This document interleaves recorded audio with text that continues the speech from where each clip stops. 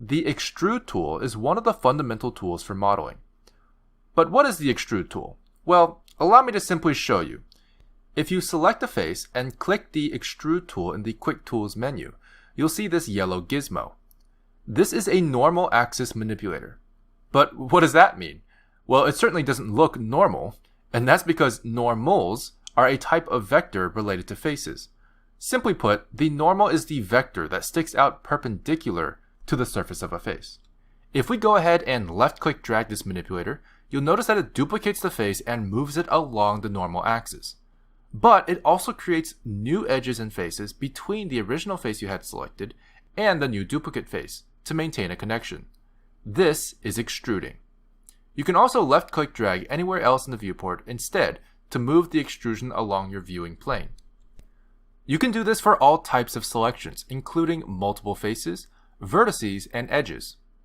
However, if you select multiple faces that point in different directions, you'll notice that your manipulator is pointing at sort of an average value of where all your selected faces are facing. Keep this in mind as we'll come back to it later. It's important to note that if you right-click while dragging the manipulator, you can cancel the extrude, but it will not remove the duplicate faces. This is intentional, as it allows you to create new geometry at the same location as the originally selected geometry. This can be very helpful when wanting to scale or rotate your extruded mesh. For example, what if we wanted to create a stack of connected cubes? You could simply extrude, right-click cancel, and press S to scale your extrusion down. This will then let you extrude again and confirm to create the new smaller box. This was made super easy by the fact that the extrusion cancel brings the extruded geometry down back to the original cube surface. However, if you do this on accident and you want to remove the extrusion, just make sure you press Ctrl-Z to undo it properly. For hotkey users, simply press E as in extrude to begin moving the extruded selection along its normal vector. Right-click will do the same thing I mentioned before, and left-click will confirm your extrusion. But the Extrude tool has a few more tricks up its sleeve. If you click and drag the Extrude tool icon in the Quick Tools menu, it will open up a sub-menu with more extrude options. The first option is our default option, so we'll skip that. But our next option is called Extrude Along Normals. This is what you might prefer to use if you select multiple faces that point in different directions. This will allow you to sort of push the geometry outwards along each individual face's normals, but still keep the faces connected to each other after extrusion. This is great for adding a layer of thickness to your mesh, for example.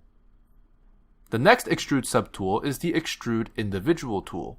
This is extremely helpful for making certain faces extend out independently from its neighbors. For example, you could use this to create spikes or stylized bumps on a surface. Quick tip, this tool works best when faces are selected, not floating vertices or edges. The final Extrude tool is very powerful and easy to use. It's called the Extrude to Cursor tool and allows you to extrude your selection and extend it to the location of wherever you left-click in the viewport. This will still be along your viewing plane, but allows you to work very roughly and quickly when you need to. For hotkey users, if you're in edit mode, you can actually access the Extrude to Cursor tool at any time by simply holding Ctrl and right-clicking. Now that we've learned about the Extrude tool, I'm going to go ahead and show you how to make that chair I made earlier. This is what we want to make, and here's how we do it with the Extrude tool. Simply select your cube, go into edit mode, and scale the cube down along the z-axis.